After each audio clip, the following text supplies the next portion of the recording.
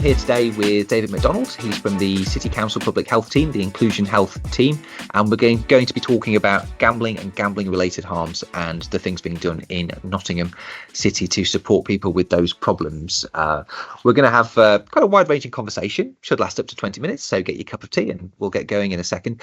We're going to initially explore the topic of gambling, quite multifaceted, so we'll have a good exploration to make sure we understand what gambling is and those kind of basics. Then we'll discuss what's happening in Nottingham to support people experiencing problems with gambling and to reduce the risk of people developing those problems in the first place. And then we'll talk about what staff, clinicians, non-clinicians can do with the short contacts that they have with patients in Nottingham to help connect people with the right help.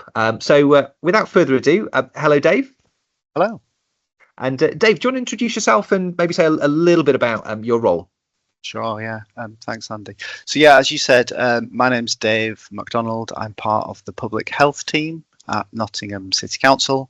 My role focuses on mental health promotion, so promoting good mental health and some related topics, financial well-being, self-harm and suicide prevention, and what we're here to talk about today, gambling-related harm.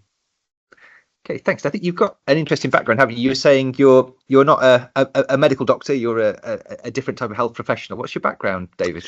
Yeah, that's right. So I think like lots of people in public health, I've come a winding path to it. So my background is in community healthcare. By training, I am a speech and language therapist. So worked most recently before this role on a Small Steps, Big Changes project. And I'd always worked in kind of public health focused clinical roles and gradually drifted over into working in public health, which is where I am now. Okay, great. People always seem to have interesting backgrounds in public health. Well, let's dive in, and I guess we should talk about what is gambling. What do we define as or class as gambling, David? Yeah, it's a good question. It sounds a bit daft, but just in terms of what it actually is. It's an activity where you risk the loss of money or something else of value when you don't know the outcome in the hope of winning something, usually money. So there's lots of different types of gambling activity. We might think of sports betting, online gambling, casinos. There are other types of activity that we don't always think of as gambling. So the National Lottery is gambling, and other types of lottery, scratch cards, bingo. So I think gambling is real. There's lots of different activities. There's lots of ways in which we can gamble, and gambling is really accessible. So I mentioned online gambling in particular. Most people, of course, have a smartphone, which means we have 24/7 access to gambling. So it's really easy and accessible to gamble. And David, we were talking with our producer Tim before we started, and Tim was asking, what about trading cryptocurrencies or trading stocks, online? Is that gambling as well? Or? Yeah, no, it's not gambling in that kind of the way I've just defined. I suppose it has some similarities in gambling in that we can be encouraged to kind of do it again, or perhaps chase our losses, which is something we'll probably come on to talk about as well, Andy. Yeah, so another fairly basic sounding question. Why do people gamble? Why might people develop problems with gambling? I appreciate there might not be an easy answer to that, but it's an obvious question. Yeah, no, it's a good question, Andy. There probably isn't a straightforward answer to that, and there's different ideas. People gamble for a really wide range of different reasons. For lots of people, the main motivation is to win money. We know, of course, that most people who gamble don't end up with more money. For other people, it's for entertainment or escapism. And for some people, it is something that people around them do, their friends or family. And we'll probably come on to this later as well, Andy. There's probably something in there about how gambling is kind of promoted and thought about in our society, so it becomes something that is just kind of normal. Yeah, we'll definitely come round to that. Yeah. Go, you're going to say something else, David. Yeah, you had a second question. Oh, the second question was, how do people develop problems with gambling? Yeah. Again, there's lots of different ideas about that. For me, I suppose a key thing is that it can be addictive. So, and gambling activities are designed to bring us back. There's things in the activities that encourage us to come and gamble again. So, as we will come on to in more detail, I'm sure anyone can be affected by gambling-related harm. Gambling activity it can lead to gambling problems or gambling addiction for anyone who takes part in it. Yeah, so maybe that's a good place to go next. Actually, who is affected by gambling, and are there any types of people who are particularly at risk of harm through gambling? Yeah, as I said, anyone can be affected by gambling-related harm. There are lots of different types of harm. So we probably think immediately about money. So if I have a gambling problem, I might lose lots of money. I might run up a lot of debt, and then the problems that might create, might lose my home. Obviously, that's a really important type of problem that we want to prevent and reduce. There are other types of harm as well that perhaps we don't think about as much. So when we spoke to people in Nottingham in developing our plan for how we prevent gambling-related harm, the most common thing that people spoke to us about was about harm to their mental health from gambling. Gambling can harm our physical health as well, our relationships, really crucially, so relationships with family and friends. It can cause us harms and problems with work or with education. And for some people, it can lead to involvement in crime as well. So really wide-ranging different types of harm. As I said, anyone can be affected. The Department of Health and Social Care about a year ago published some work trying to estimate how many people needed some support because of gambling. And their estimate in England was that more than 1.5 million adults would benefit from some treatment or support because of their gambling, ranging from kind of brief advice and intervention to really intensive treatment. So it's a really common problem. The key thing as well with gambling related harm is harm can happen not just to the person who gambles, but also to other people too. I talked about that kind of potential harm to our relationships, but those kind of financial harms to our mental health and well-being can happen often to both to the person who gambles and their loved ones, friends, families. And on average, for every person who is harmed by gambling, 6 to 10 other people experience harm as well. So it's a really big problem. Lots of people are affected by it. Yeah, and David, I was going to ask actually, what's the sense of the scale of the problem with gambling and gambling-related harm? I guess both nationally, which you've given us an idea of, but also, particularly in Nottingham, the city where we're based. What's the scale of the problem? Yeah, so it is a particular issue for Nottingham because although anyone can be affected, some people in some groups are at higher risk. So, for example, young people and young adults are at higher risk of gambling-related harm. And in Nottingham, because we have large population of people in those groups. So just because of Nottingham's population, among English areas, it has the second highest rate of gambling-related harm. So in that same piece of work that the Department of Health and Social Care published, they estimated that more than 13,000 adults in Nottingham would benefit from support or treatment. We also know it's a kind of a large and growing problem among young people, both nationally and in Nottingham. So about a quarter of 11 to 17-year-olds gamble, although of course it's not legal for young people to gamble, and about 1.5% of that age group have a gambling problem. So again, a really large number, both nationally and in Nottingham. So that's quite shocking, David. What sort of gambling are they doing? Because they're probably not in the betting shop. Obviously, there's other ways to gamble. What sort of things are the younger people getting involved with? Yeah, so a small number do kind of manage to gamble on those kind of regulated activities. There's also for young people a link with gaming. So there are some features of gaming that are sort of like gambling. So I didn't know anything about this until I learned about this topic. I'm not a gamer, and as you can tell, I'm not a young person. But there's things called loot boxes in games where, again, you might pay with real or virtual currency and you don't know what you're going to get.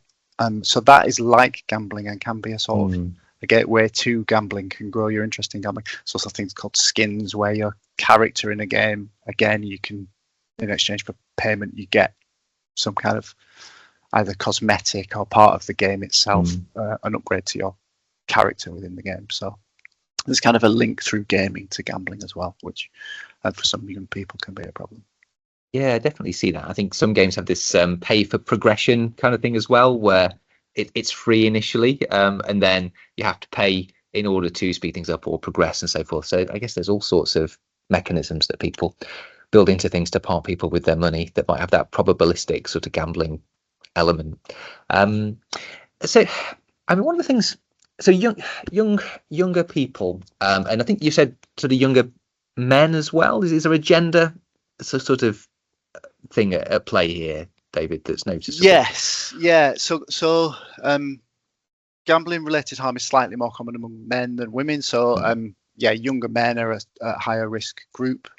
I think the important thing with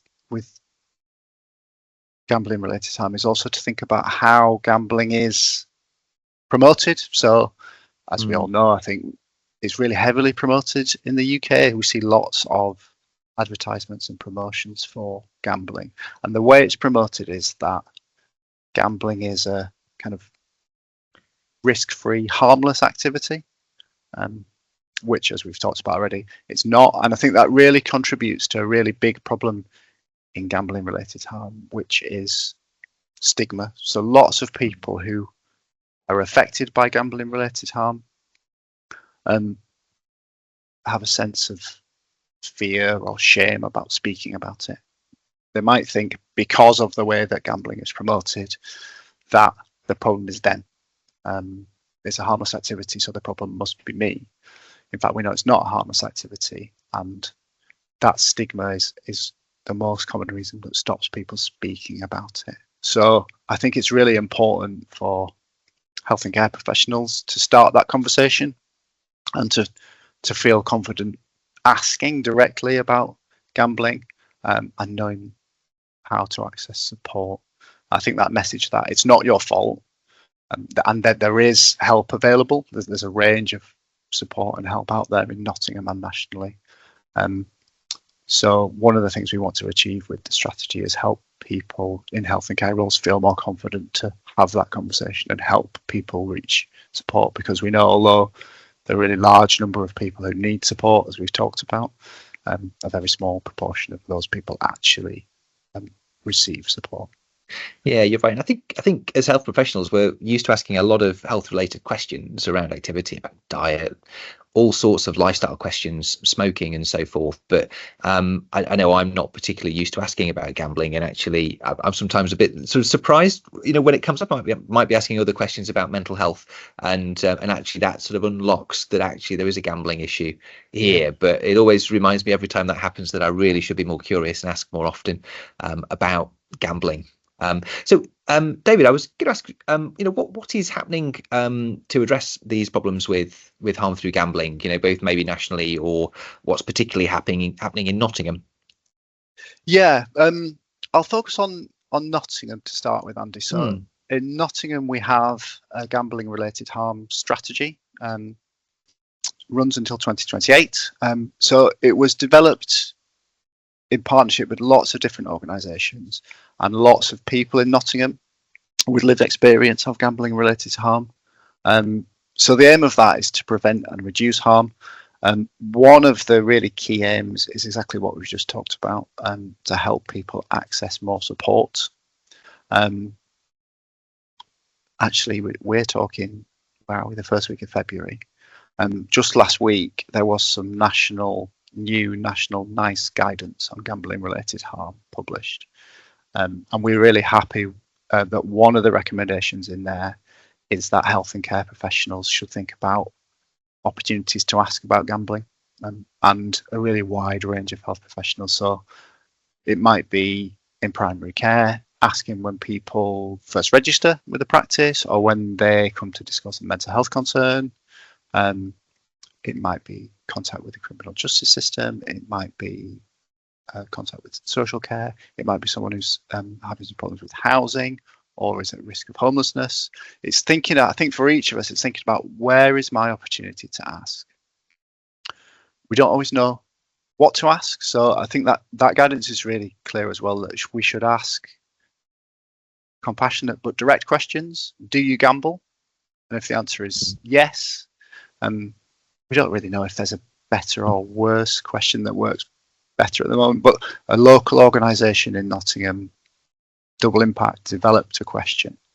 I might get the wording of this slightly wrong, Andy, so if anyone from Double Impact is listening, I apologise. I think it's something along the lines of, are you concerned or worried about your own gambling or a loved one's gambling? So asking really directly. What we have in Nottingham, so the City Council has commissioned 2 training offers, and the aim of that is to help people learn more about gambling related harm, but also to learn more about how they might have that conversation and build into their services and pathways opportunities to ask and ways to ask, and then support to reach the right treatment and support services. So really helping people reach support. The other thing we have commissioned related to support, I mentioned Double Impact. So we're really pleased to be working with Double Impact, who have launched a new gambling recovery service called Time Out for adults in Nottingham. And the idea with the recovery service is that it helps people who have had or are still experiencing a gambling problem to kind of deal with the effects of that. So you might have accessed treatment or support already, you might not. The aim is to help people, if you've experienced harm to your relationships or employment, or you've kind of lost some confidence, it's help people kind of recover from that, and also help people develop some resilience and try and prevent and respond to relapse. So we know it's quite common for people who are recovering from a gambling problem to potentially have a relapse. That is typical, but one of the aims of the recovery services is to try and prevent that and help people respond to that if it does happen. Good. Well, David, I was going to ask, so we've got a short amount of time as our, being a healthcare, health or social care professional in our consultation or our contact with people. Yep. So I guess we've used our professional curiosity to ask, the right, short question around gambling. And when we know that someone, does have a problem with gambling, or they perceive there's a problem with their own gambling or someone else's gambling, so what can we connect them with in Nottingham? What kind of specific services are there, and how would we find them or connect them with those services? Yeah, there's a real jigsaw of different services available. Some of them available in Nottingham, some of them are regional, some of them are national. The best place to look, and I'd encourage everyone who wants to learn more about gambling related harm to have a look at this, is the Ask Lion gambling page. So it's asklion.co.uk/gambling support. I'm sure we can put it in there alongside the link here, and that includes information and links through to all the different services. So there's a range of services. There is a national helpline and support service that's run by GamCare, and you can contact them for advice and support about your own gambling or about somebody else's. There is an NHS East Midlands service. They are physically based in Derby, and they offer phone and video support at the moment. It's quite a new service, and as they grow, I know they want to offer face-to-face support in Nottingham as well. I mentioned the Time Out recovery service. Al Huraya a local voluntary community organisation, offer culturally sensitive gambling support for people from ethnic minority groups, and for children and young people. Again, GamCare run a service called Big Deal, and again, young people can contact them about their own gambling or about the gambling of a family member. You can contact them through their website by calling them or instant messaging. There are also kind of peer support, mutual aid groups, both for people with a gambling problem and people affected by somebody else's gambling. Some of those are virtual, and some of them are in person in Nottingham. Again, all their details, Gamblers Anonymous and Gamanon, on the Ask Lion page. So as I say, there's a real jigsaw. The key message, I think, is there's no wrong door. So if you contact those services, they will help. If that's not the right thing for you, they will help you find the right thing. And it might be that more than one of those will be helpful at different points for you. That's good. And is there anything else happening in Nottingham that we ought to be aware of within the system? I think you'd mentioned when we were planning around potentially specific awareness campaigns, you'd also mentioned some issues around regulation for in-person gambling as well. Is there anything that would be helpful for us to know about those aspects? Yeah, the awareness side of things. So people may have seen we ran a kind of public awareness campaign with posters around the city and online with messages about what gambling related harm looks like, and again trying to help people link through to information, advice and support through that Ask Lion page. At the moment we are co-producing some materials in other languages. We're starting with Arabic because there's quite a number of Arabic speakers in the city. The other important thing in developing messages in other languages for some communities is there are particular features of gambling and gambling related harm that are different in different communities. So for example, in Islam, gambling is forbidden, it's haram. So for people who are experiencing a gambling problem, that's kind of another barrier, another kind of addition to that feeling of stigma that we talked about that can make it harder to talk about it. So what we want to do is co-produce some messages and materials and think about how we reach people with those materials with people from those communities.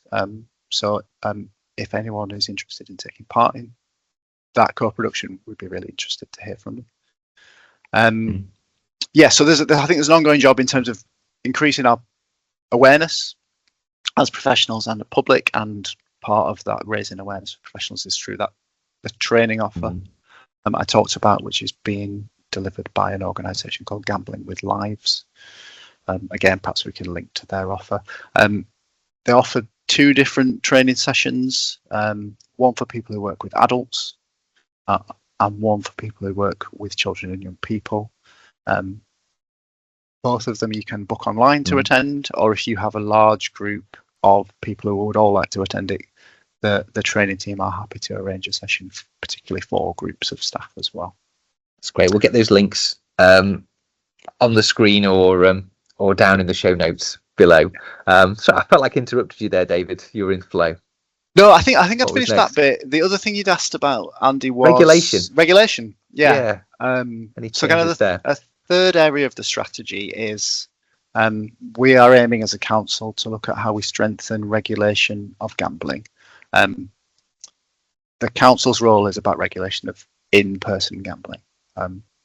So we have worked with colleagues in our licensing team and planning team to look at how we do that. So for example, the council has a new licensing policy about gambling, and one of the things we've done in there is to include young people and young adults in the kind of category of vulnerable people. As we talked about, people in those groups are at higher risk of harm, so by including those people in the policy very specifically, we're asking gambling operators to think particularly about how they prevent and reduce harm for those people.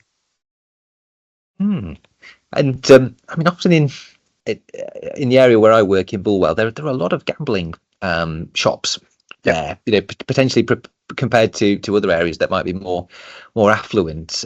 Is there any movement to sort of limit the licensing of gambling premises or anything like that? Yes, yeah. So we because we did an assessment of the kind of needs in terms of gambling related harm in the city and the risks in terms of the population and the availability of premises, just as you described. So perhaps a year ago, application for a new premises in Bulwell actually, Andy, was refused, and one of the reasons for that was on public health grounds. That's really quite interesting, and encouraging actually that they've done that. Yeah, wow, that's really, yeah, I'm impressed. I thought you were going to say that no, there's nothing we can do about that. So that's, no, that's I mean, really good news. It is good news, yeah. And that's kind of been through a process and an appeal, and that's been upheld. So yeah, I think that is good news. Yeah. Okay, that's really interesting. I guess we're coming to the end of our time together, and with those listening, any other key messages that you feel that you've not got across yet that you'd like to share? I think we've probably covered all the important points I had in mind, Andy. I think if you are a health and care professional, then please do take a look at the Ask Lion page. Really encourage you to take up that training offer that will help you develop a little bit more knowledge about gambling related harm and think about how you can take that important step of asking and helping people and reach the right supports. If you are a person who is experiencing gambling related harm, or someone you think they might be, I think, again, please take a look at Ask Lion. I'd repeat that message that it's not your fault. I know it's difficult to talk about it. Do talk to someone that you trust, and there is support available out there, and recovery is possible. Great, that's a good message to end on, I think, David. So thank you very much for your time today. Thanks everybody who has been listening or watching, and thank you very much, and take care everyone. Bye bye.